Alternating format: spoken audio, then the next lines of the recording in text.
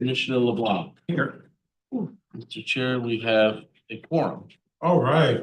Thank you guys for being Commissioner here. Glass. Commissioner Glass is here. Thank you everyone for being here. We have a And couple. Commissioner presentations. Karantonis, I'm sorry. Yeah. A little bit more than a quarter. I'm sorry. Yeah. No, you're I right. You're apologize. you're okay. Yeah, I'm here. You're okay. We want to make sure we count everybody that's here. We've got a couple presentations, and so we will, without further ado, we'll get right into those. Thank you, Mr. Chair. You all seen the email. Proud to report that NVRC is the first regional organization in the entire United States to achieve Gold Smart Platinum. And first community in the South. This has been a lot of work. Dale is not here. He's in Germany at the Humboldt Foundation. But this started 8 or 10 years ago with a former student of his who said, "Hey, I know NVRC supports solar. Have you ever heard of the Soul Smart program?" And we said no. And as typical Dale fashion, we had him out for lunch and we chatted about it and we signed up, and a lot of hard work. And 8 or 9 years later, we've achieved this, and I'm pleased to introduce Toya Callahan from the Interstate Renewable Energy Council, who works with the ICMA on the Soul Smart program. So she's going to give a 2 or 3 minute of words, and then I'm going to move these tables, and I'd like to get a group shot with the commissioners and Toya in front of the flags. So Toya, all yours. Wonderful. Thank you so much. And it's such an honor to be here today. My name is Toya Callahan. I am the Vice President for Local Initiatives of the Interstate Renewable Energy Council, IREC, and we have had the tremendous opportunity of working with Bob and Dale and his team to really ensure that you have this designation. And so, as Bob said, Northern Virginia Regional Commission is the first regional organization that has achieved Soul Smart Platinum designation. And so this, for those who are not familiar with what Soul Smart is, this program is funded by the Department of Energy. It is in its 9th year, so it's been around for quite some time. And the purpose of the program is to really work with local governments across the country and regional organizations to reduce barriers to solar deployment. So really understanding what are the issues that cause red tape for deployment in the communities. And so some of these issues are like permitting, planning and zoning, inspection. And so we work together with local communities and regional organizations and help provide them technical assistance on how to navigate some of these issues. And really the key is you go through this program, you receive free technical assistance, but at the end of it, we want to acknowledge you, we want to recognize you. And so this is why we're having this small part of your agenda to really recognize this regional commission for the efforts and the hard work that you've put in to really making this program a success, but also making sure that you're paying attention to the renewable energy environment and making sure that your communities are actually having a very attractive landscape for developers. And so without further ado, I really want to just say how excited I am and what an honor. Congratulations to NVRC for this platinum designation, for being the first regional organization in the country to receive platinum. So congratulations. And before we do the photo, 7 of our 9 permitting localities are Soul Smart designated. Prince William is playing coy. They are designated, but they haven't revealed it yet because they're working to perhaps get a little higher. They're the largest jurisdiction in Virginia that's using the solar app, which is the automated permitting program that is offered. I'm trying to convince the 2 Manassas that they need to consider being part of this. Then we will have all 9. And for those of you who have not reached gold, because platinum requires the use of the Solar App Plus program to level up to a higher level. So if you're bronze, go up to silver. It's really not a stretch to do that, but it really does show the commitment to solar in general. So I'm gonna push this table out and we're gonna push this table this way. And we'll ask all the commissioners to come down front with your backs to the flag and have Toya stand in the middle. Okay.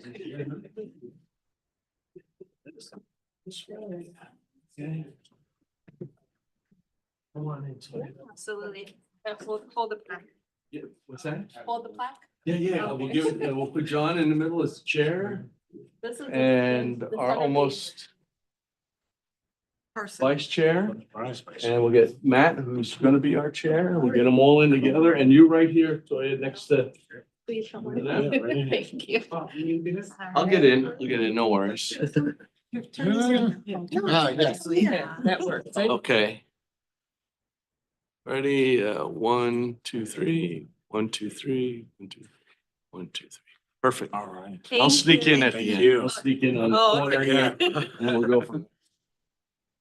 Look for the photo in our annual report come. Did you get? What's that? No, you go first. Matt, better. Trying to work the angles here. Mhm. Yeah, wait, I don't know how to work this thing, so. Just make us look slim. What are the best things? Let's get that. Taller, You ready? You gonna smile? Fantastic. Thank Right, you. there we go. You're good. We're good. I'm gonna take Bill. No, wrong spot. All right. Okay. Inside here. Yeah. Keep getting reels that tell me how to take my photos. I'm like, that means I'm taking them. There we go. 1, 3. 1, 2, and 3. Thank you. Thank you. Thank you very much. Thank you. Thank you. Thank you. Thank you. Thank you, Toya. Thank you so much. Thanks for coming out. Pleasure, Appreciate it. absolutely. All your Thank you. patience. Thank you. And Thank you. Toya knows there's a Charging Smart program Yes. and we're going to be working with them on moving forward with that. And that's for EV charging, Yes. Oh, cool. for EV charging. So Bob, I'm gonna leave this here. Okay, great. I'm just gonna, Oh, yeah. before I leave tonight, I'm screwing it on to the other thing. So thank you. I'll probably bother you later for the pictures. I will certainly do that. I'll send it to you tonight. Okay, thank you. Thank you. Have a Here, good John. Thank you. There we go.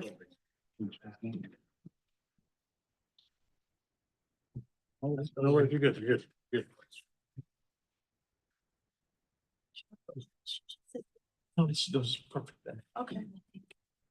No, Gina's gonna run the slides, yes. Next on the agenda, in January, as you know, Jill authored a detailed report on the issue of affordable housing in the region with a real focus on folks between 30 and 45 or so, that group of folks who are married, maybe have a child or not, and want to stay in the region and the stretch that they have in the ability to stay. Jill has presented this report to several other organizations. Most recently, met with different school boards across the Northern Virginia and on the other side of the river about what's happening with student population numbers, et cetera. So copies of the report are on the table, but I thought it would be important to get a brief presentation on the report itself and some information about the forum that we're hosting with George Mason University in October. So Jill, I turn it over to you. It's good to be here with you all tonight. Thanks for having me. We will go through the report just briefly touch on the key highlights of it. And then talk about the next steps, which will be the Housing Symposium and what we're going to try and accomplish there. Gina, next slide. So I'll touch on the domestic migration shifts that have occurred since the COVID times.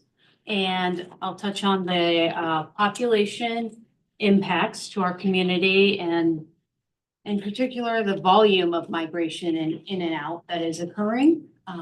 As we've all heard that we are losing the populations and people are moving, but to what extent was not known until we had done this report. And we'll discuss the housing affordability impacts and how these how the demographics are shaping the migration, including income and age demographics. Next. So as I mentioned, prior to this report, we didn't know what that volume of in and out migration was that we've been hearing about. We also didn't know like specifically how many people were moving to the various destinations and where those destinations were. And we also didn't know like the extent to which housing affordability was playing a factor, as well as income and age groups playing a factor. So we now have, based on the report's findings, we have a very good understanding of this now. Next. And so some of the key highlights of the report are that clearly that the remote and hybrid work clearly provided an opportunity for people to move to the more affordable areas. And that's clearly evident from our population trends that we're seeing, as well as the domestic migration trends that you'll see here in a minute. And how remote and hybrid work are now being prioritized over the proximity to work is clearly evident from what you'll see in the report. And the findings illuminate the urgent need we have as a region to really work together on finding solutions for the first-time home buyers, because our young adults are the future of our economy. So it's very critical that we focus on them, because up till now, we've really only focused on the low incomes, and up to like 100% in some of the jurisdictions, or up to 120, but not on the middle income or the first-time home buyers. And the state recently, past couple years, they implemented financial programs that would go up to the 150%, which is a great first step for our state. But that's something we need to certainly work towards as a region to really keep people here. And the rental housing needs was also illuminated because the rental housing prices are really just too expensive here for the young adults as well, not just the homes.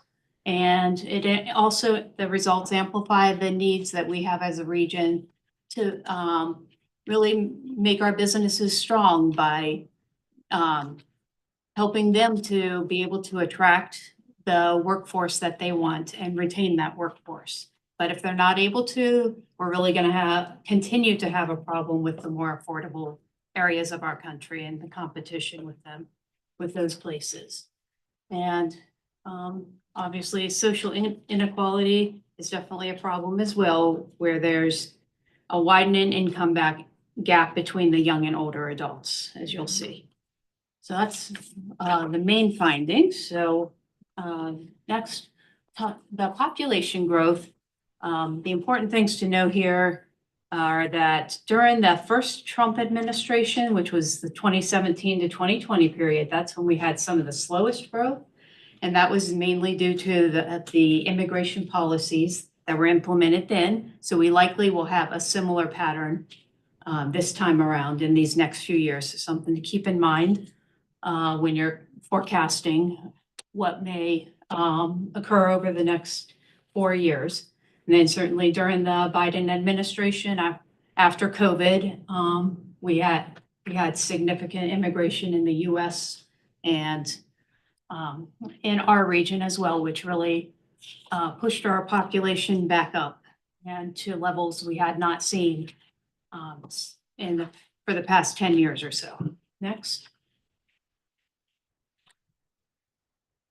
So the key analysis that was done in this report was to assess domestic migration, which is what you've been hearing about all over the news over the past few years, about people moving in and out of the region. That's just one specific component of our population. You've also got the international migration and the natural change, which is your deaths and births, that also contribute to our population. But this report focused just on the domestic migration components and how we have been losing population to more affordable areas of our country and of the outer regions, the outer suburbs like Stafford and Winchester and Spotsylvania, we're losing population too. And that's clearly evident just from these, the red bars that you're seeing is the domestic trend, where since 2013, we have had a net domestic migration, meaning that more people have left than have been coming. And that's largely attributed to the affordability issues for the young adults, as you will see. Next. And so the affordability issues, as you see here, that for the middle income people up to 150,000, it's our affordability, our burden is significantly higher than the rest of the country and the state. So that would lend the question, why would the young adult people and anyone who doesn't have a home at this time, why would they want to live in a burdened or state, and a state where they can't have a strong quality of life? Well, that's unfortunately the situation that is in our region. And it's again, up to the 150,000 mark that you're really seeing this burden. And that 150,000 mark is roughly 150% AMI that we would have to find solutions for if we want to, again, compete with these other areas of our country and stay strong as a region, plus have a future workforce that businesses can rely upon to stay here and support their needs. Next. So what you're seeing here is the domestic migration trends by age. This information came from the Census Bureau, an analysis of that. And it's clearly showing that the volume of in and out migration by age is clearly dominated by the younger populations. And again, why would they be moving out in greater numbers over time is clearly due to their housing situation with rents as well as the price of the homes. And let's see, so each year since 2018, these results have shown that each year since 2018, more young adults have been moving out than moving in. And so we clearly are losing that population, fewer and fewer of them. And this is no different than the rest of the nation in that the 40-year-olds and younger groups are the most mobile people. But the problem again is that we're losing more than are coming in. And in terms of the specific age groups, what stands out is the significant increase in the volume of people leaving that are ages 18 to 29. Those clearly had the largest increases over time. And again, those groups don't have much money at that time in their life. And so I imagine that's like, besides moving out for college, they would also be moving out again for the incomes. And what is also notable from these findings is that during the pandemic, the largest increase in outmigration was attributable to the 30-year-olds, as shown here. And what happens at the age of 30 in your life, that's generally the time people want to settle down and own the home and have the family. But to do so, they need to be able to find attainable housing and space to raise that family. And so the opportunity presented itself during the pandemic for these people to not have to be close to their jobs, but they could actually move and have a home that would fulfill their needs that was in their price ranges. So that opportunity presenting itself with the hybrid work really caused that age group numbers and volume to really rise during the pandemic, and shows you really the apparent need and inherent need of that age group really struggling is what I would see behind behind this, all of this. That they really want to own the homes but can't until they move out. And again, this allowed them to. And so this is only gonna be exacerbated over time because of the lack of supply in this area causing the prices to continue. So finding the solutions, again, is gonna be critical for us to work on. And so next is the income demographic of those who moved in and out. So clearly from our findings, the gross income is higher for the out migrants than those who move in, is what these are showing for all those groups that moved. For comparison, the dark blue line at the top is those who did not move, which are the highest income. So it's the highest income not moving. So again, younger and lower and middle income are the movers. And again, the point being that the in-migrants had higher incomes than those who are actually replacing them, who are coming into the region. And what also stands out is that how the lower and middle income are the drivers. They clearly are the drivers of our migration and where they are moving, and the upward trends is very evident from these findings. Next slide. So where are these people moving to? That with this information seen here will provide that insight to us, and this is what really sheds the further light on this affordability issue of that I keep saying, that people want the more affordable housing, and that's where they're moving to, is those affordable places. With remote and hybrid work, what happened as this shows that the 2 years prior to the pandemic versus the 2 years during the pandemic, we saw a big negative change in people moving to the inner jurisdictions, such as DC, Montgomery County, Prince George's. They still are moving there, but in much less numbers now that they can choose hybrid and remote work and don't have to live proximate to their work. So this also shows that there was an increase and biggest change in moves to affordable ex-urban areas, particularly Spotsylvania and Frederick. Again, being in the exurbs, but places that have lower cost of living, and the flexible work arrangements. People are trading those for their commutes. So if they have to travel an hour or two twice a week, they'll do that to get the more affordable homes.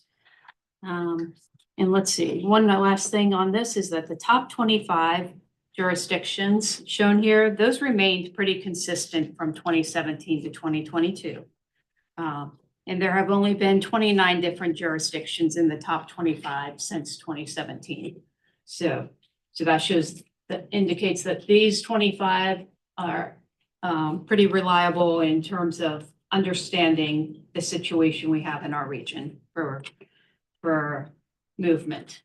And the next slide is a bit more complicated, but the main message from this for all those top 25 versus our jurisdictions is their affordability. What this is showing is the mid-tier typical home value of these jurisdictions versus the average income of those jurisdictions. And anything below the 45-degree line there, the trend line, anything below it is a more affordable region where you get more for your money. Your money goes further. And above that 45-degree line are all the most unaffordable areas. So clearly your money goes much further for these places that they moved, is what this is clearly showing us. And it's showing a shift from the urban areas to the affordable suburbs and the rural areas. With the exception of a few places like New York City, LA, and San Diego that were driven by career changes. But other than that, it primarily was for affordability that people moved. So again, all those age groups that moved, the younger and the low income, middle income, clearly moved because of affordability is the conclusion we can draw from this. And then what's happening with our, next slide, with the current administration and the DOGE cuts. And this survey you may have seen recently came out. It was published in the Washington Post, but GMU did it. And it gives us some insight further into this whole issue as to those who just got laid off, how many are choosing to leave, gonna leave the region possibly, or versus stay here. And it's very, very eye-opening, the fact that, again, we're gonna have probably a big exodus is what everybody's afraid of. Which will be an impact certainly on the budgets and revenues of our region. Great impact that we have to be aware of. Next slide. Yeah, so in summary, as I mentioned, the migration patterns and young workforce, there's great concern there. And because of the region becoming less attractive to the young talent. And that's likely to hinder our population and employment growth. And our employment growth has already been much less than the affordable metro areas of our country over the past several years. So we're already seeing the impact. And we've got the business challenges for retention there, as well as the need for solutions for the sustainable future, such as strengthening and expanding our housing programs up to the 150% AMI, speeding up our housing construction by amending our zoning is a big one that we can all definitely focus on.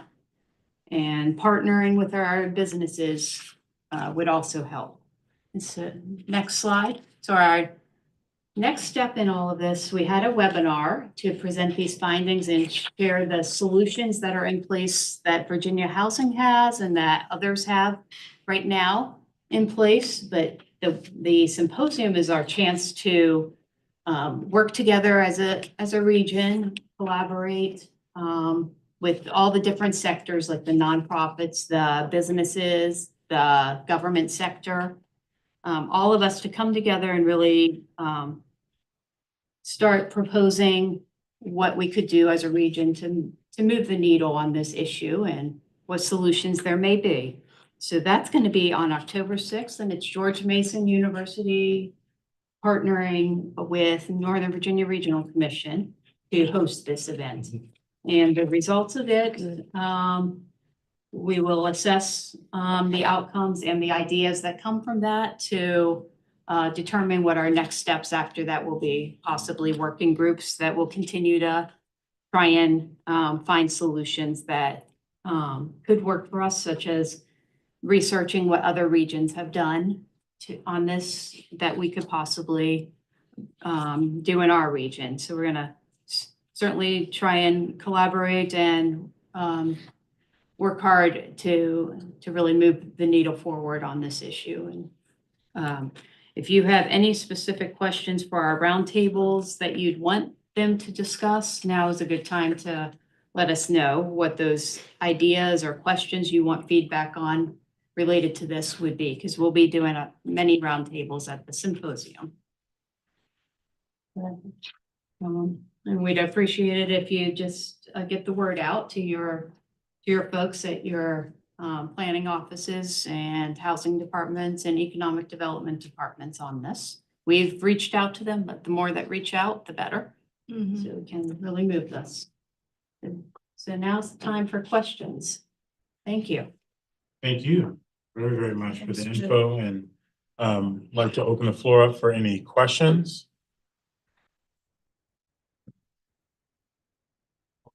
Let's start, Takis, So, we'll work our way around. uh, So thank you for the presentation. This is the most comprehensive that I've seen in a while. And therefore it's more depressing, right? So, especially for those of us who are in the center and more and less attainable, not that I'm part of the region that for decades has kind of postponed ad infinitum the necessary reforms to create attainability, not just subsidize affordability, right? So I saw that in your the scenario of the out-migration or the propensity of households to leave the region, households that are losing right now their economic stability because of federal action, right? Either you said this is what we were expecting. This is the scenario we have been expecting. So what are the determinants on the timeline of that? Is that happening now? Is that happening between the fall? Is that happening over the next couple of years? So what is the horizon of this exodus? Because that plays a role about, on how a housing market would react. Because these are significant numbers. We're talking about 25, 23%, 30%, if I remember. So. Yeah, I think it's really a big unknown to everybody right now as to how this is all gonna play out. We have seen this summer, the increase in the housing, active on the market. But the sales and demand has really been strong still, because of the lack of supply. So that issue is not as bad off as the media will make it out to be with the housing sales. Because the housing on the market right now has climbed a lot, but it is much less than we've had in the past, like 10 or 15 years at times, like in the early 2010s. It's significantly less. And my point being that we have started to see people selling because of it, as the realtors noted in a Bright MLS report that came out this week, where about 40% of the realtors said their clients were federal clients. So we have definitely started to see it.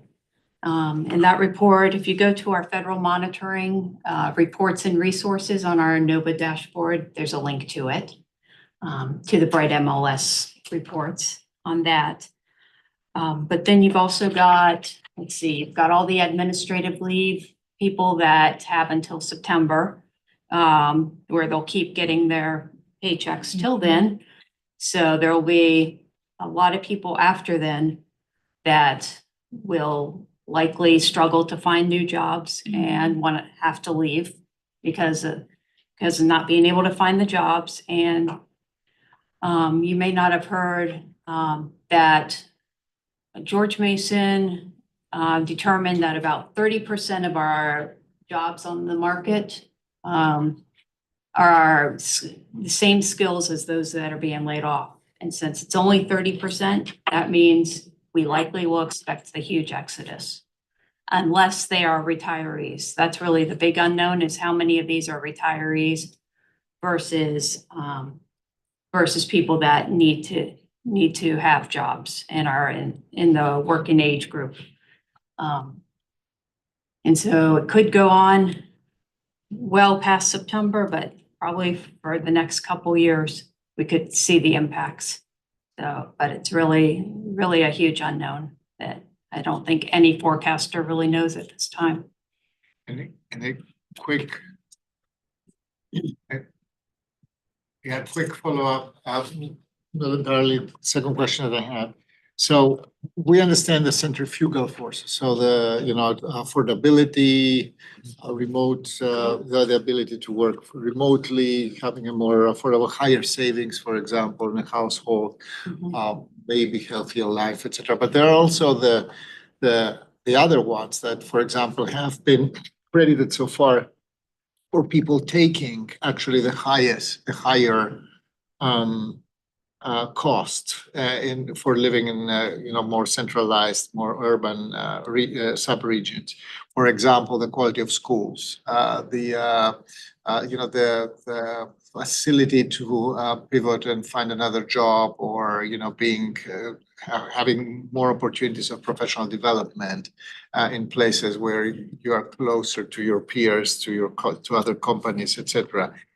Is there any insight about what the balance of these forces are right now? I mean, from your presentation, I deduct that the centrifugal forces are, since in the pandemic, very dominant, and and now for other or additional reasons they continue to be dominant. But is there anywhere in the analysis a space to balance these? We didn't really get into that, and I would just say to that we clearly see from the in-migration that there are a lot of young people still moving in, and that are the 20-year-olds. So that clearly tells us that at that stage in their life, they don't prioritize the housing. Like you're saying, they would rather be close to work and get their career going, and be around the social scene at that stage. And so clearly people still want to move here. But as we saw in the study, it's at the age 30 when they want to settle down, have the families. I think clearly that's when the priority of housing becomes the top issue for people. So there's that balance there of the stage of life that you're in. 20s versus your 30s. Okay, thank you. All right. Arlington certainly has a huge handful of 20-year-olds. Yes, we have also, and we used to be, to see that 30-year-olds, so those who are in, you know, in the past the very first stage of their professional life, or other incentives like the quality of schools, etc. Yes. We counter invested in compensating assets that would keep them while as much taking anymore. the higher. Yeah, but like I just heard, not as much anymore, unfortunately. So Fairfax City, I saw where we were on the chart. We have very expensive housing because we're a small city. We have a lot of single family homes post World War II. Small houses, big lots. Yeah. So we have not gotten where Arlington and Vienna is with every sale being a tear down. But the fact of the matter is, this is of particular interest to me because the house on the right of me went on the market this week, and the house on the left of me went on the market this week. Both of my neighbors have moved. The ones on the right moved to Prince William County. They're Yay. very, very happy there. No, I love Mike and Emily. I love Mike and Emily, but they're like, we moved to Prince William County. And I've got the neighbor on the left is up and moving just to Shenandoah Valley. Like they put their house on the market. They don't even have a house, but it's too crowded. They're leaving. These are a story and a half Cape Cods. My house was built in 1953. These houses were built in 1953. They're tiny houses on huge lots. We, as a city government, are still struggling with our accessory dwelling unit ordinance because we do not have an ordinance that allows for detached accessory dwelling units. So generally what happens is you get somebody coming in, so the house around the corner was a tear down. Somebody came in, first day it was on the market, all cash offer, bought it, tore it down. I mean, much bigger house is going up where that one was. The other thing is LLCs will come in and buy them up for student housing because we're right next door to George Chesterfield. So we've got, so there is tons of students in these little tiny, what would have been starter homes in the 1950s, are now 4 students living. So one person owns 10 houses on Addison. and these are Mason students. So in my neighborhood, which is Fairchester Woods, we probably have 1 or 2 houses on every street that are student housing rentals. So this is like, we have to, as a city, there's not a whole lot we can do about who comes in and buys these things. But I think we have to be realistic of how our neighborhoods are going to change because the kind of housing we have, small, built post-World War II, and the fact that the lots are huge. And the fact that we don't necessarily control whether investors buy it for rental or somebody comes in and buys it simply to tear it down and build something else. And so this is something I don't think our residents have even started to grapple with yet. We are not talking really about this. I have pushed the accessory dwelling ordinance since I was elected. And we are finally getting to the point where we've had work sessions on what an attached accessory dwelling would look like and who can live there. But the reality is living next door to a university, we are smack in the middle of the Northern Virginia region, smack in the middle of the county. And we've got these neighborhoods of single family homes with these beautiful big yards. But the affordability, I mean, you can look up if you want the addresses, what these houses are going for. They're astronomically priced for a story and a half Cape Cod built in 1953. So, I mean, we have to face in some localities like mine. I think we're unique. I'm sure every jurisdiction is unique. We also don't have a lot of high density housing. We're not like Falls Church City either, where it's kind of like high density housing and it's far more compact and urban. We are not there yet. We're not there. So, you know, we are really gonna struggle, I think, the next several years with how the dynamics, you talk about the demographic shift, people moving out, and who exactly is moving in, and what is gonna happen with these properties in our neighborhood. Yeah. I would just say this, I think the symposium was mentioned in October, and I think that's going to be an amazing opportunity for all of our localities to kind of tell their housing story where they are now and hopefully get some additional support, momentum to kind of move in the ways, whether it's zoning reform, whether it's additional funding, hearing from, you know, if we can get some state elected officials there to hear about some of the tools that they need to bring to bear to help with the issue. I think this is a great opportunity to do that. I think, Commissioner Dufresne. Well, I agree, and I think that the 2 questions that you finished with are particularly exciting for me on a home ownership. I think back to when I was, you know, I think the 30-year mortgage was unheard of in 1905 and ubiquitous in 1935. I think you had to put like cash down before that. And they're not, the history of housing and the history of race are not inextricably linked, I believe. So, you know, one question and then a thought on that. The question is, do you know, Jill, of anyone who is doing a study of how old the federal layoffs are? I've asked this before because I just think it is, I don't know the data, but it's a different thing if you're 80% towards your, I forget the name of the 401k for feds. Rift. If you're right there to retire, that's different than if you're my wife and I and about, you know, 2 kids or you're, you know, younger, you know, so do you know of anyone who's doing that? And I'm not saying if you don't, it's no problem. I just think it's a pretty important question as we look at the uncertainty of the next year. Or is that something that we can think about or do you have any insight on that? It may be impossible to find out, but if we knew, it could certainly change how Falls Church and all of our localities think about the federal layoffs. And so in other words, you're wondering what the age groups are of these people that are laid off? Yeah. Yeah, the federal government has not provided that information and certainly everybody is wondering that. And we're all waiting for that information because you're right, that will be very critical as to how many are the retirees versus working age people. And the only thing we've seen so far is the Bright MLS survey that went out this week. Okay. It may be worth the link. You know, you said it was there, but I think it is there, but yeah, certainly I'll give it to Bob so he can put it in the email and then we've following this. the court case in Arlington about our massive zoning fight. We got it reversed.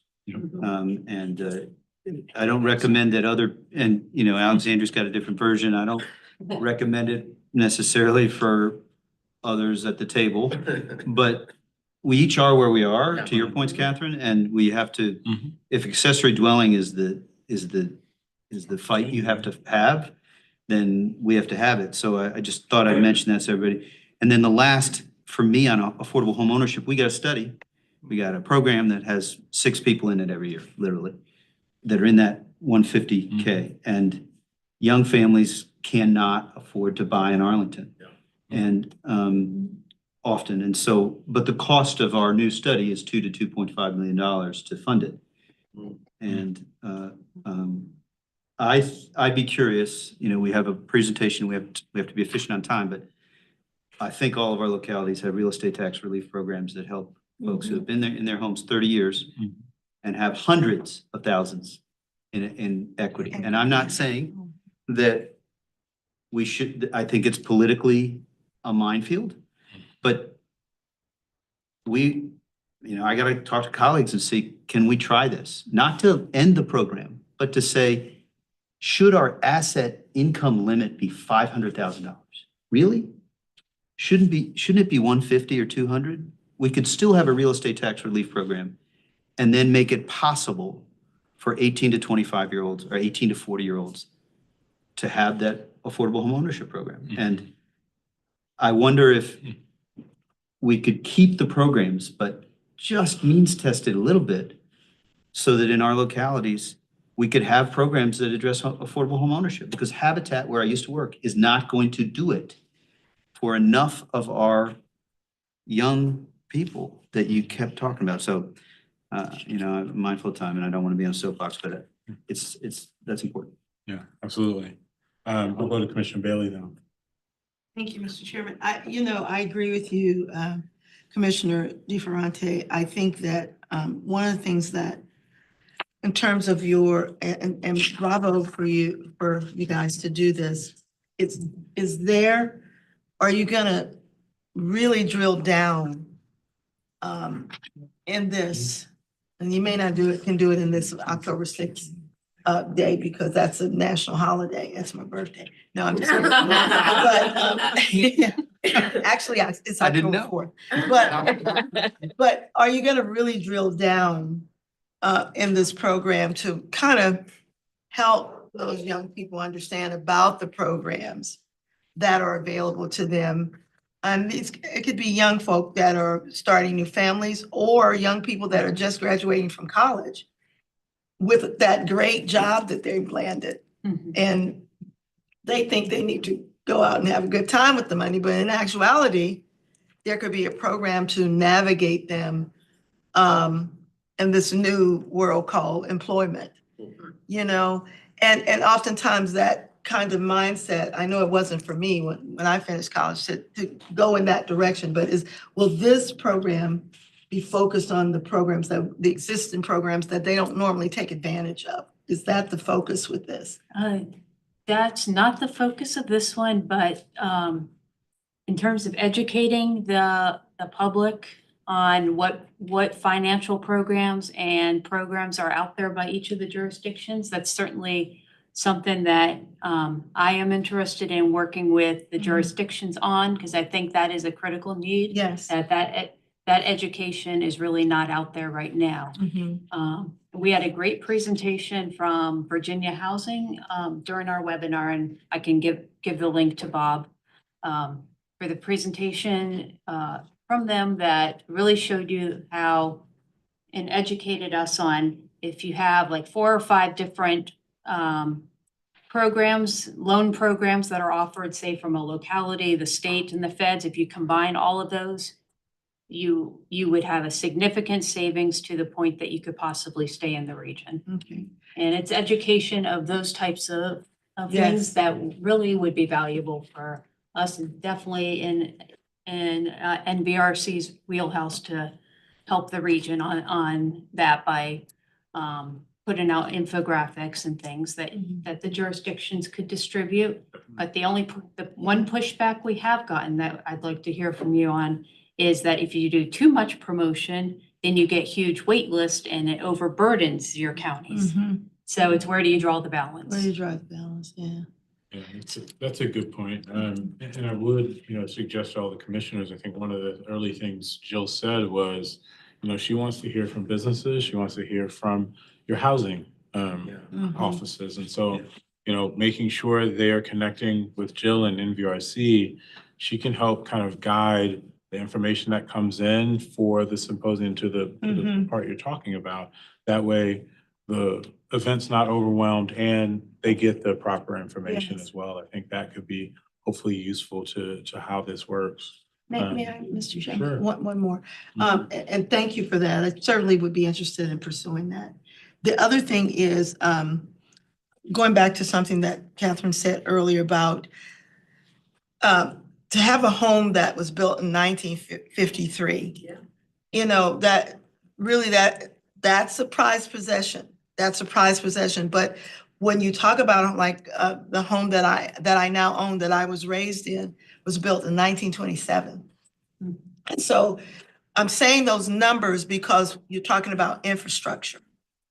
You're talking about infrastructure. So that is an additional burden, if you will, when you talk about young people trying to afford a home, or you're talking about older folks trying to sell their homes, things like that. And so I think that's another, Jill, I'm not trying to add to your plate, but I think that's another opportunity when you talk about equity, when you talk about infrastructure and the loss of housing also, for us to kind of focus on as well, because it's a good home to have, but how do we preserve that? Or if students do want to move into the house, or if you want to pass the house down to your younger son or daughter for their families, how do we help them in that way? I think that's what I've heard a few times here tonight from Fairfax City and you on the preservation, so that we don't have situations like what's happened in Vienna with the tear downs, significant tear downs. So has anyone worked on doing zoning ordinance to preserve the housing? We're doing some of that in Fairfax County. Yeah, You are. Yeah. Mhm. and we're doing that in Alexandria as well. Are you? Okay. We need to learn from, Yeah. I don't know what you guys are doing. That would be Yeah. great. Maybe we could have, I can touch base with your city and your county housing directors, and love maybe that. they could speak at the forum or at one of the roundtables on how they're tackling that issue. That's great to know. Yeah, we're about to start a new housing plan, Housing 2040, that's really gonna hopefully draw out some additional tools that we can use, whether it's funding, whether it's zoning reform. I think we're even talking about building code kind of advocacy that might hopefully do something. We'll see. I think that conversation's just beginning and will really kick off in earnest next year. Yeah. Vice Mayor? Yes, we've been doing a lot in housing in City of Falls Church in the past decade or so, I'd say, because we were all single family homes, and as you mentioned, we've increased in density significantly. And we've also stood on the shoulders of the giants of Alexandria and Arlington, and finally enacting accessory dwelling ordinance after multiple years of debate. And I think that what you discussed about just housing supply, it's supply that causes all of these issues. So how do you balance supply with all of the other needs, infrastructure needs, desire to keep the little city, while also maintaining our economic development such that we can continue to provide that infrastructure. I think, and I can send you a lot of these ideas separately for the Housing Commission, but I think there are also two ends that we talk about, bringing in the young folks and also maintaining our senior residents. We'd love to keep a full range of the demographic, not just rotate people through the schools and have them move out as soon as they can possibly sell their homes for a profit, but to keep a full community of, from cradle to grave. And so we've talked about different ways to incent people to stay, and our current policies are not supporting that. They're not making a dent on tax relief that will keep people in the City of Falls Church. So continue to have those discussions about how can you retain all demographics in your jurisdiction. I think that's really key to having vibrant and exciting communities. So I'd like to talk about that. And that ties back into Matt's question about one of our concerns. We have 16% of our population, I think, are federal employees. And we're estimating that a lot of them are the retirement age. So are they all going to up and move away in October, November? It is a potential. And if they up and move away and then we turn over all of those housing options back to tear downs and don't have options for them for townhouses or multiplexes or accessory dwellings, then we're just going to be increasing the infrastructure needs without it adding any more supply of housing. So I think those are all going to be really key things to continue discussing, and that October timeframe will probably really be when we start seeing what's happening based upon the Fed. So thank you for your work and for the data. I think the other question you had about keeping lists or advertising and promoting the programs that you have. We've had the good fortune of having a home ownership program in addition to our affordable dwelling, in addition to subsidized housing, and our list is enormous. But as a public policy maker, I want to be able to demonstrate this is what the need is. Right. This is Yeah. why we're doing That's what right. we're doing. So I don't want to not, I want to continue to promote it so we can really identify what the actual needs are. So I would err on the side, to your point, of promoting all the programs that are available and understanding who wants them, why, and what we can do about it. Absolutely. And I think it's, I appreciate the point you raised about kind of needing to show the need here. Because as many of us understand, the state doesn't, some folks in the state don't always get that. They don't always understand. And so being able to have kind of these data points of, this is how many people are on our wait list that are waiting for this particular support, that the state could do a better job with funding or policy or whatnot, definitely helps with that case. I know Commissioner Smith. It was very interesting in your presentation, Jill, that you talked about the need for people at 150% of AMI. Oh, yeah. And I think this is one of the big issues we have, because people hear 100, 110, 120% of AMI, and they're thinking that's too much. And especially for your older population, at their first jobs, they probably made $30,000, $40,000, $50,000 a year. And yeah, I won't talk about the first year I was a teacher, they make under $12,000 a year. But Wow. how do we need to find a way to have that discussion with the community. And we kind of talked about that a little bit more, but how do you explain to people that a family of four making $125,000 a year can't afford to live here? Because so many people in the public here, that's a lot of money. And so you get to 150% AMI. And so I think we do need a way, as we try to move forward to solve these problems, to have the right language to talk to the community to help them understand. It's a very good point. Mr. Bowden. And that's a good dovetail to what I was gonna say. What we started talking about, because Prince William County did a housing study a few years ago to see what our housing needs were. What we found is, like other communities, it's the far fringes, right? It's not, we talk about missing middle, but it's not the missing middle in terms of economics. It's the missing middle in terms of the fact that above, let's say 100 and below 40, that's where our missing things are. So we have, to your point, people who should be in those middle homes competing with people that make a lot more, and therefore they're being squeezed, and we have basically nothing for those people on the end. So everyone who should be in that middle income housing is fighting against people, same thing, right? $30,000, $50,000, $60,000 over asking, sight unseen, no appraisal, no inspection. And I went through, I don't want to prolong things, but when I moved into my house in 2021, we were coming across that all the time. There was also a house in my district, in the sort of mid-county, the more semi-rural part of it, that was on a septic system. And we went there and the septic system needed work. Well, there was another family that offered, and my wife's a veteran, so we went through the VA loan. So you need an VA inspection, you need a VA appraisal, but there's a family that came in and said, no appraisal, no inspection, sight unseen, 60,000 over asking. And by the way, we're not even gonna look at the septic system. We'll put in whatever money towards it to fix it and get it up to code. And we're like, how do people compete with that? But to the point, I think that's how you start talking, like, hey, because we don't have the right housing at the right price points on the upper end of the spectrum, people that have the means and the income there are fighting with people that don't, and it pushes everyone and squeezes everyone out. So I think that's a beginning, but I appreciate it because that's what we're dealing with too. The other thing that we're dealing with in Prince William County is sort of the opposite of what you said. what we're seeing a lot of is because for so many decades, the housing philosophy is we want you to live in Prince William County if you're a Fed or someone else who is a high earner. But if you're a retail worker, you're a barista, or you're even a police teacher or firefighter, we don't want you to live here. So we're gonna force you guys to be at the price points so that you have to live in Fauquier, Stafford, Culpeper, Fredericksburg, what have you. And we have been dealing with the outflows of that for the past 5 years that we've been on our board.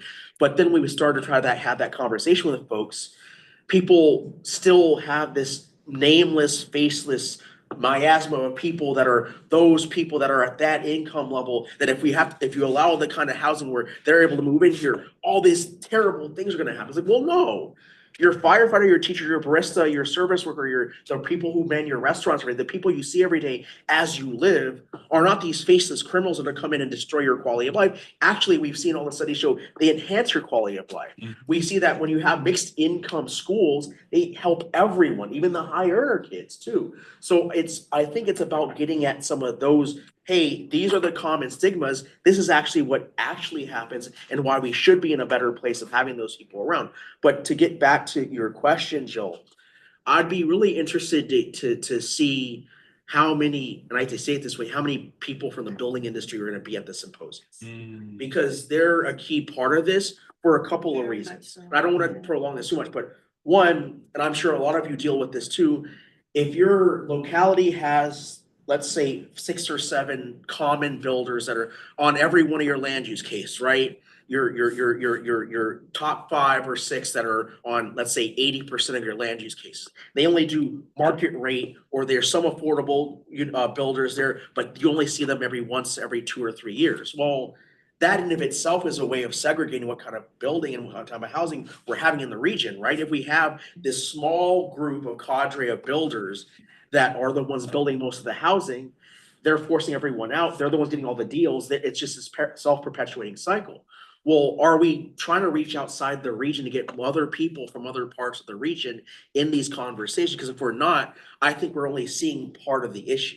Because yes, they're the suppliers for our demand, but if we're constraining ourselves with the suppliers we're getting for that demand, we're asking for the same old issue over and over again. So how are we reaching out to other players that may have only 1 or 2 land use cases in our jurisdictions every other year or so, but they provide that housing that we're all missing, but we don't really reach out to them because we're always just sort of reactive on our boards of, okay, as the land use cases come in, we're trying to work with folks and what have you, but it doesn't always work out the way we want. So I would say that's another piece of it too. The last piece I would say is trying to get all of our planning staffs into a good rhythm around getting these reforms done in a timely period of time. I won't air out dirty laundry or anything like that, but in my experience, even on our board for 5 years, I'm sure Supervisor Bailey could talk about it too.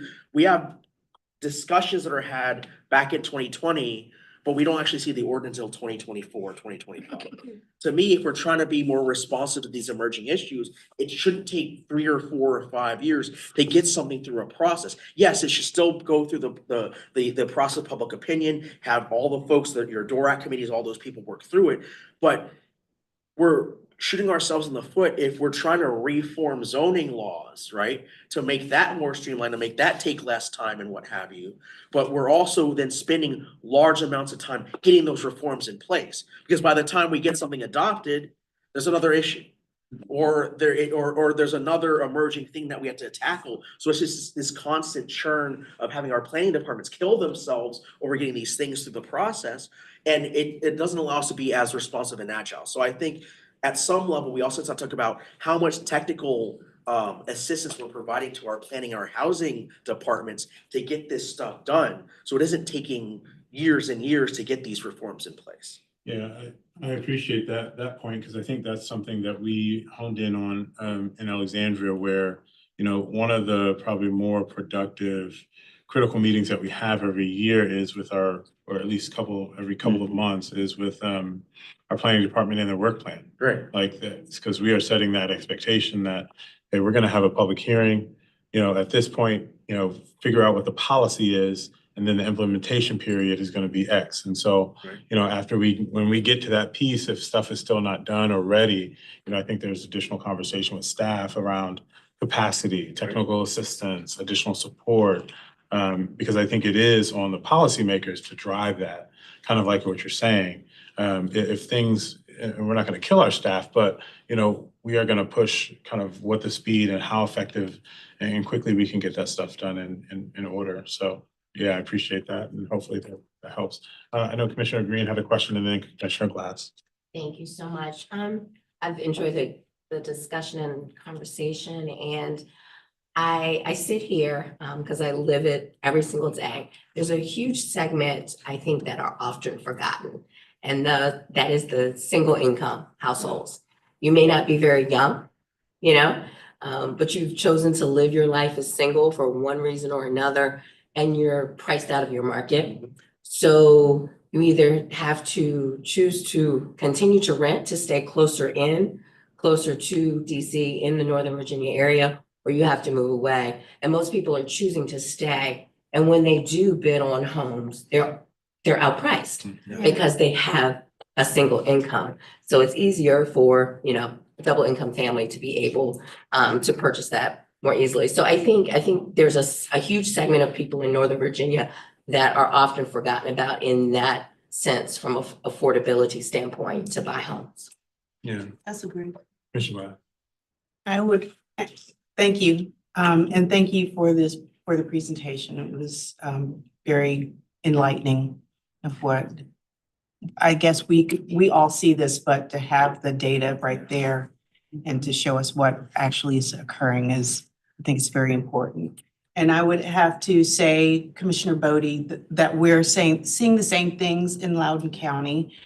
What we're trying to do is we're trying to have a fast track program for our developers that build affordable housing so that they have the criteria, and then they can, instead of it taking 2 years, you know, less time if they meet the criteria and that we're able to get the housing done. I think that's one of the things that we're trying to do. Also, I think about the funding, such as LIHTC. Now, I know LIHTC is through the state. But it's usually when we have LIHTC funding, it's all in one building. So it's just like apartment buildings, you know, that's instead of being in a development with market rate. I'm just wondering, what can we do about that? Because I feel like when we have the LIHTC funding, it's a certain type of housing. It's multifamily housing. So I don't know if anybody has any thoughts on that. I mean, I would submit that I think that is a real good question for Virginia Housing. I mean, I think with how they put pots of money together, I think we, as a region and as localities, have the opportunity again to tell our story to them and say, hey, these are some of the products that we're trying to bring to market. Yes, you've got LIHTC funding for certain multifamily projects, but what do you have for this type of housing or that type of housing? And I think honing in on them and having your Office of Housing kind of sit down with them and say, this is what our policymakers are looking at. How can we use certain levels of funding, certain pots of money to achieve that goal? I think our housing folks did that a couple of years ago and started to talk about how we wanted to see the city in the future and what funding mechanisms might help kind of bolster that. And so I would submit that as probably an opportunity. Sure. Just one, thank you to Jill, but Virginia Tech is a financial contributor to the conference, so I'm sure that they will be coming and all takers, Virginia Housing, and all contributors welcome. It's like check. Well, I'm sorry. Well, I'm sorry. You're like, whoa. Paid now. Motion to approve. Thank you. Thank you guys for the conversation. Anybody else had a comment, question or anything on this item? Just a little, Sure. a footnote. I found in literature, so papers that are written right now, people who work for the economic advisors to Zillow and CoStar, et cetera, they are excellent people to invite. They have amazing insight on dynamics of market, type of mortgages, I mean, for example, there are issues like we don't produce condos anymore. What's wrong with that? I mean, we know what it is, but I found the class of insight for housing. If you're trying here to solve for this variable, housing, how is housing, impacting migratory demographic movements and vice versa. I found them very, very insightful. They can tell you, for example, how what an average couple has to wait until they save their down payment, which is considered as a critical tipping point, right, for decision if we buy or not. Sometimes more important than the price by itself, and so forth. So I found them always extremely insightful. So if and I don't see them in our regional conferences too much. That's what I'm saying. That's a great suggestion. Absolutely. I will certainly reach out to them. They're economists, Mhm. good economists. Okay. We have Bright MLS, Lisa Sturtevant. Yes. Probably coming. I'm meeting with her next week and we collaborate on a lot of things and we're gonna talk about her presenting on the DC market, what she's seeing right now and their insights. But in addition to hers, Zillow and CoStar is a great idea. Yeah, they also do analysis on, for example, now with AI, the risk of a person, if you lose your job because of tech, how likely it is to find another one if you're now out of the metropolitan center, right? So things like that. These are huge risks for households, and they weigh. All right, I think. Real quick, I just want to applaud, I started off just talking, and I didn't applaud you for helping us to have a paradigm shift. Yeah. Because oftentimes when we talk about these types of things, we start thinking about where we are and to your comment about single folk. And because this is an opportunity, I think, though we don't like it and it's very uncomfortable, this is an opportunity for us to pass the baton also and what we're doing and how we're doing it. And so for the young people, the single folk, single parents, the non-traditional audiences, I think this is so imperative of what you're doing to bring as elected, our mindsets to how we're gonna make things richer, more different, but progressive and how we serve. So I thank you for that. Yeah, and I would add to that, and I think one of the keys for me with the work you're doing, Jill, it allows us to really dig into the data and see the specific impact and specifically who, like, I think that was key in kind of what you said. It's specific consumers, right? Specific people in the market, specific types of people that aren't necessarily kind of focused on age, but more focused on situation, right? Yes. If you have the single person, if you have the divorcee, like, certain people that are going to be in our communities, in certain situations, and how do they specifically find housing? What products are we not bringing to the market? I think to Kenny's point, who's not in the room that needs to be in the room for some of these discussions as well, and how do we get them there? And that would make for a great next study, certainly on the table that I could do for you all. Absolutely. Thank you, Julie. That's a good one. All right, yes, sir. Very, very. All right. So in terms of other people to maybe consider at the symposium, I think the realtors would be another good people. Absolutely. Because they're seeing those who, because all of us know realtors, right? And we know that they see tons and tons of people all the time. What are their situations? Who are they? Or if they try to move into a locality, but they can't, what's the barrier? I'm sure they have a lot of thought to share too. I know that Supervisor Bailey and I, when we did a affordable housing a town hall earlier this year, we had some realtors in the room. They shared some good insights with us. That's number one. Two, and this probably isn't for this year, but next year, I think we should start talking about the integration between and the overlap between the housing and the transportation piece. Because we know that some folks frankly move to a place not only because of schools, but based on what that transit network looks like. And there's an affordability piece of that too, because if a family is also then spending too much on getting around, or they have mobility issues around that, then that also limits where they can live. So I think at some point, there's an interlock and interconnection there. We should probably, as the next step, talk about what are the barriers to transit that we have throughout the region and how we can help bridge that gap to actually deliver more affordability there too. Thank you. All right, so with that, I will move to the next item. We've got a number of action We have items. a number of action items. The first item is election of officers for fiscal year 26.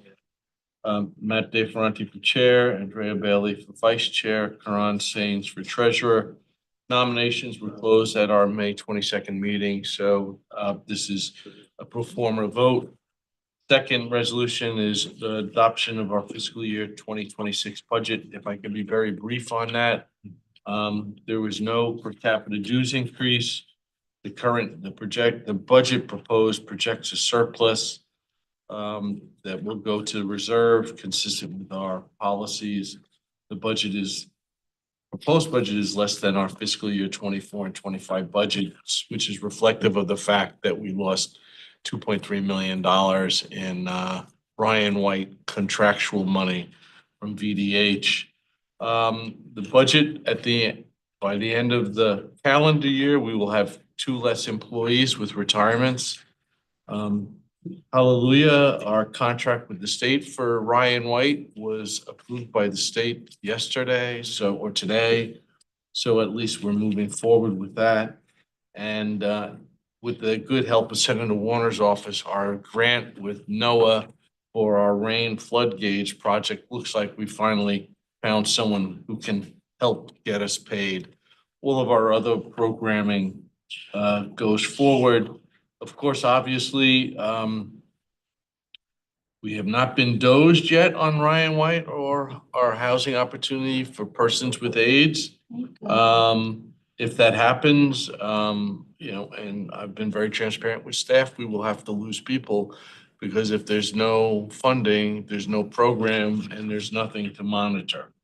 And that's a difficult place to be, but that's a reality. I had a very good meeting with Delegate Sickles, he's the vice chair of the budget committee in the House overseeing the health department. They were quite surprised as to the impact of what happened with the pharmaceutical rebates, et cetera, with Ryan White. And House budget staff had been talking with BDH about what happened, when did it happen, and who knew? Because obviously, leading members of the House of Delegates, I suspect the Senate, did not know. And so we're working to work through those things. This is not an adversarial process. We've had a great relationship with the Virginia Department of Health. A couple of years ago, we helped them out by getting money from DC to allow them to buy several $1 million worth of antiviral drugs.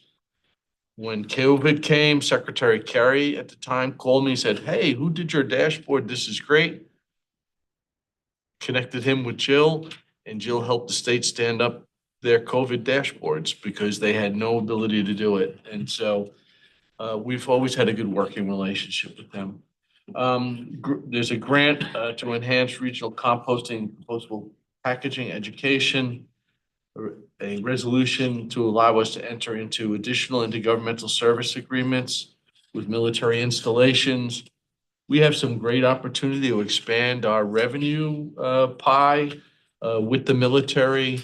with the loss of personnel in procurement and other places in the military, we're getting a lot more phone calls about how can you help us with this? Can you help us with that?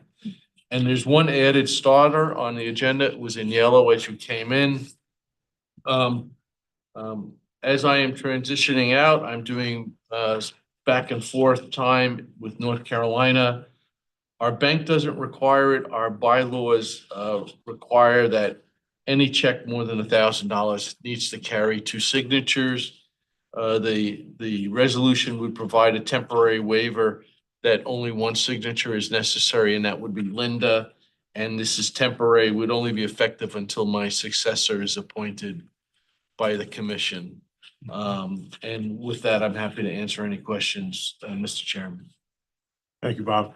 Any questions for anybody on any of these resolutions? If not, I will entertain a motion to approve them as a block. Second. All right, it's been properly moved and seconded. Any discussion? Seeing none, we'll move to a vote. All in favor? Aye. Any opposed? All right. Thank you. Next is my report. If you could put that up, Gina. Thank you. Oh. Okay, I'll be really quick. Next slide, please. I'm ready. We had a great Trail Care Academy on June 1st. Rebecca brought out a team of 9 people to Basil Newman Riverfront Park in Loudoun County. We have another one coming up in July, and there's a webinar in July too on trail maintenance funding. So I sent out an email the other day. I urge you to consider it. Dale attended the International District Energy Association Conference as their guest in Minneapolis, talking about heat transfer from data centers for other uses. I know that Loudoun is considering as part of their special exception process, perhaps district energy requirements. So if you all are looking at ordinances, there's a suggestion for you. Next item, please.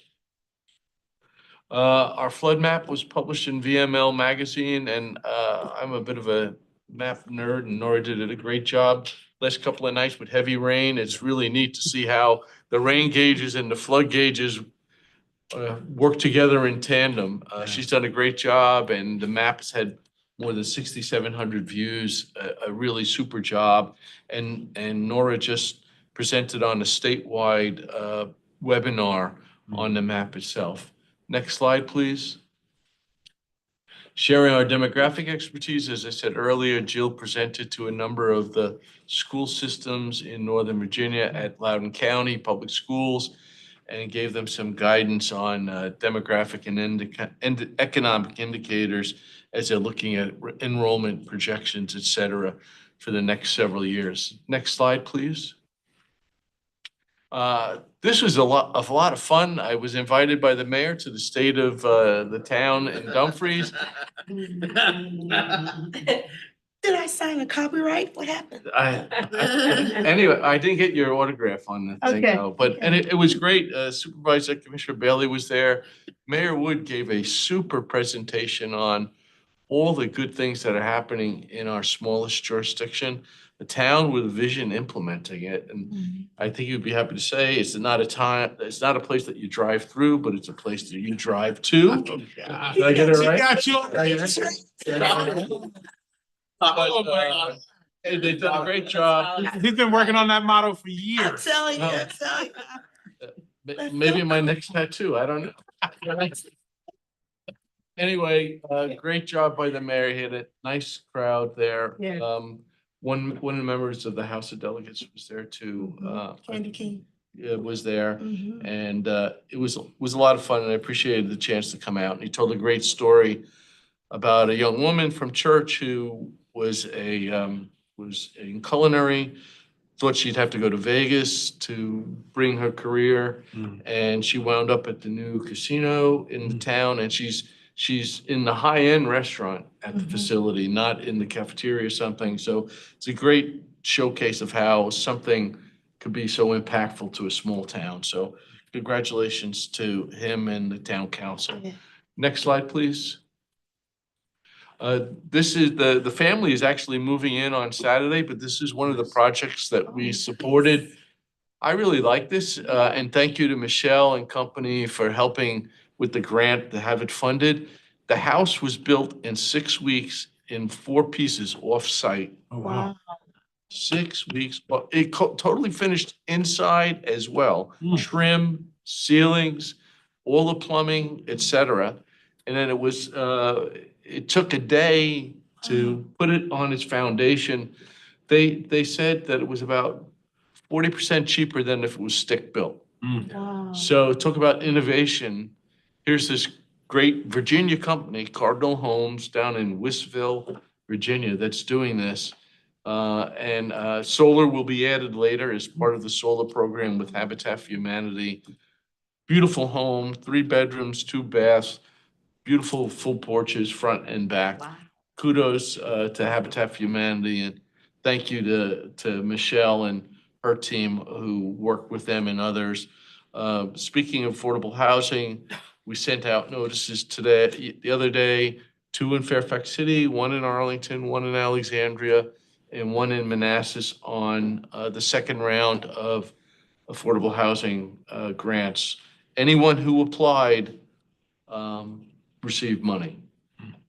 So it's really, really nice to be able to do that. So it really special. The one project in Manassas was supported by Prince William County. It's the American Legion. They're building affordable housing in the city. They can move in on the 28th, it says. This house is done. Yes, they're moving in on Saturday. That's awesome. I won't go through the rigmarole of getting to this point, but I think lessons learned, both at the town and Habitat for Humanity. Next slide, please. Working with our state and local partners, there's a full report at the table. Bonzel and Philip were out at the creek that floods out the gate at Marine Corps Base Quantico as part of the REPI Challenge 2.0. Our goal is to get to finish the design, to be able to go to apply for a construction grant from the Department of Defense, and special thanks to Prince William County, the state Commonwealth of Virginia, and OLDCC, and Marine Corps Base Quantico, who are all partners on this project. So it's worked out really well, and in chatting with Philip today, we will be moving forward sometime either later this summer or into September, applying for the next version of MIR 3.0A and 3.0B. I don't know how we're gonna do it yet, but we're moving forward with that. So it's really a great opportunity. Again, the federal folks are looking to local governments to help them solve some significant problems. The federal government's gonna be spending a lot of stuff on blowing things up, but here's things that need to be done that we could be partners in. Next slide, please. Well, you've seen that already. Next slide, please. I just wanted to share with you in media, and the most interesting headline out of all of it is the bottom right, is 51 systems to 12,000. And that's since 2009. Yeah. It is awesome. It really is awesome. And, I want to thank you all for promoting the Solarize Nova program. We're over 1,000 contracts, 27 million in private sector investment. It's not a mandate. It is just an opportunity for people to install at a reduced price. We've had a lot of success with it. There's one last in-person event. Loudoun County and Fairfax and NVRC are sponsoring an in-person event on June 30th at the Chantilly Regional Library. So we're happy to work with them. We don't know what's happening with the federal tax credit yet, but this is the year. If you're gonna go solar, and you don't hedge your bets, because this may be the only time to get the tax credit. There is an important net metering case that will be going before the State Corporation Commission about changes to it, which may devalue the benefit of net metering. I will be signing a letter of agreement soon for a low-cost contract for NVRC to submit expert comments on this issue, because if you lose the tax credit and net metering gets devalued, that's a big problem, a big problem. Because, okay, I can afford to put solar on my house, but I get a good value with net metering. If net metering gets devalued, then it's, a lot of people are just gonna say, I'm not gonna do it. I'll leave that at that. And I believe that's my last slide. Financial report for the month of May, it was break even. June is always a little bit funky in that we are going between 2 fiscal years, end of June, beginning of July. And then I get to stay around for audit, which auditors will be here in August, I guess. And we'll go through that. And at the next meeting, we could talk further about changes in leadership here. And I'll say, any questions for Bob? Just 2 comments, may I? Okay, I know we want to go home. Okay, okay. One is, thank you for coming to the Dumfries State of the Town. Dumfries and Quantico are in my district. I stay out of their lane because we've got 2 great mayors, and when I saw Bob in the audience, I was really excited about that. And I'll tell Derek that you learned the thing. And then the second thing that I wanted to say was for the REPI grant that you just mentioned with Philip and Vaughn. I really appreciate that is also in my district, and it's an age-old problem for 40+ years. And so I'm very excited about us fixing it outside of Quantico. Well, thank you. As for my report, I don't really have much. I think everybody's continuing to do what they do, and had something, but I just lost it, so. Okay, There you go. I've had that happen many Right. times. Fun. Wait till you get to my age, then you really know. I think Mr. De Ferranti had something to say. I do. Our chair has served us really well, and tonight was a perfect example of everyone has been in board meetings where it's goes on forever, or there's 0 conversation. And the sweet spot is facilitating, so everybody gets to share, and there's substance without keeping us till 2 a.m. So, Or 27 hours, Right. whichever. but so, I mean, just, you've done an awesome job as chair, and we've been lucky to have you. And Bob helped get a little gift that is pretty darn cool, and Bob can describe it better. But it is relevant to an interest that in 2025 I've redeveloped with this federal administration, which is occasionally an adult beverage. And so, Bob, you want to describe it? That's true. Occasionally, in the past, we've gotten, so make a long story short, we found this really nice glass blowing shop in Ireland that makes some really unique pieces.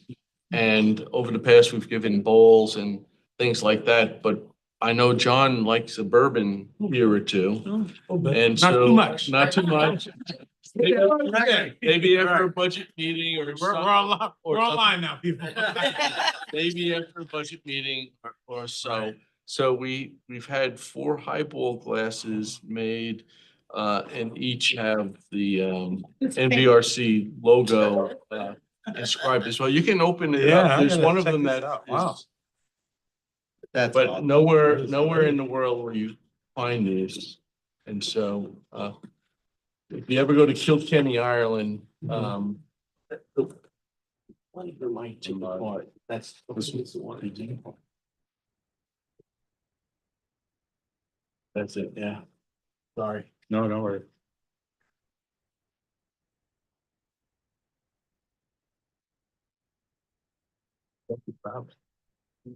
Oh, wow. That is cool. That is neat. Okay. Thank you. Did Thank you you, get guys. the little logo The there? logo on there? Absolutely. Beautiful. You can't use them though. Uh-uh. Ooh. Beautiful. Anyway. And we can all Thank you. You're volunteer to welcome. help him, right? Yeah. That's right. That's right. Awesome. Well, I did want to save my comments for kind of something like this. It has been frankly pretty easy to be chair because one, you have an amazing staff that is doing such Yes. great work for this region. So thank you guys for being here. Thank you for putting in the time and the effort and the sacrifice away from your other parts of your life to do the great work for this region. We truly thank you. And it is easy to kind of lead and be a part of an organization that is doing such wonderful stuff that does connect and trickle down to the localities as well.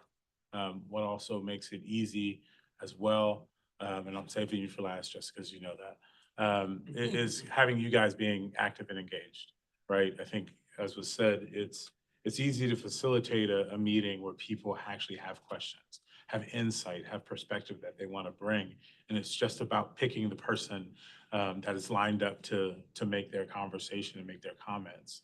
And so that makes it super easy. And it has been a true delight to work with you, Bob. You make it very, very easy. I love to go online and like every social media post that I can. Check Bob's LinkedIn every once in a while and see what he's posting.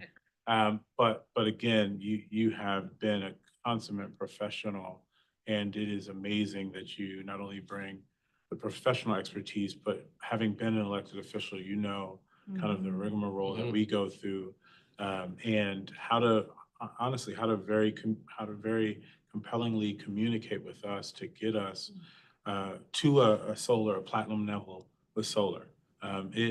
Bob had a running, I don't know if it's text message, I think it was email thread with Jeff McKay and Justin Wilson.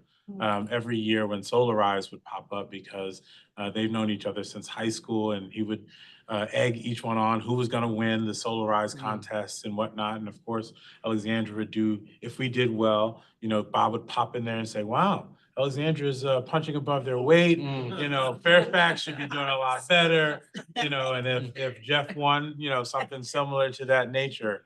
But having somebody who is truly committed to this region moving forward in so many ways that we don't think of, I think is really the key to how you have really successfully managed this organization, but also really move the needle for Alexandria and the other localities that are part of NVRC. And so being chair, and I'd say this to Matt, the next person is going to have to fill some shoes, because you have made this a very, very easy job. And it's amazing because we look very good in what we do, and Bob makes us look really good. So I had the pleasure for the last couple of years of just being all smiles when we walked into a room and, we talked about what our NVRC is doing and who this organization is. And so thank you. Thank you. Thank you for the service.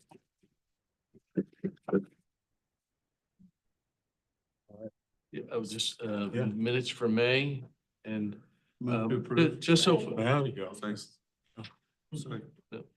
I've been asked, we're gonna work out a date for, I've been asked, hey, when's your final meeting? What can we do? And we have to work on that. Our July meeting is not gonna turn out to be the best date for that. And so I'll be back in August and at the end of August. And so we can perhaps work around something like that for the commissioners. I've heard from a couple of folks who serve, who are interested as well. So I'll be in touch with everybody and. Yeah, and I'll make sure the information gets out when we select a date. And as Bob said, if there are any past commissioners that in your locality that might want to pop in, please make sure we share that with them as well. Super. All right. Will you bring the glasses and maybe a little? Some little something. I don't think it'll be a problem. Let's talk offline. Yeah. On cameras. Right, On exactly. camera. So as Bob said, I think we do have to move the meeting minutes from April. It's May. I'm sorry. This is the typo. May 2025. Do I have a motion for that? Oh. Second. All right, been probably moved and seconded. All in favor? Aye. All right. Approved. With that, I'll take a motion to adjourn. So moved. All right, all in favor? Aye. All right, we are adjourned. Well done. And I didn't mean to get you in trouble. No, you're all right. I don't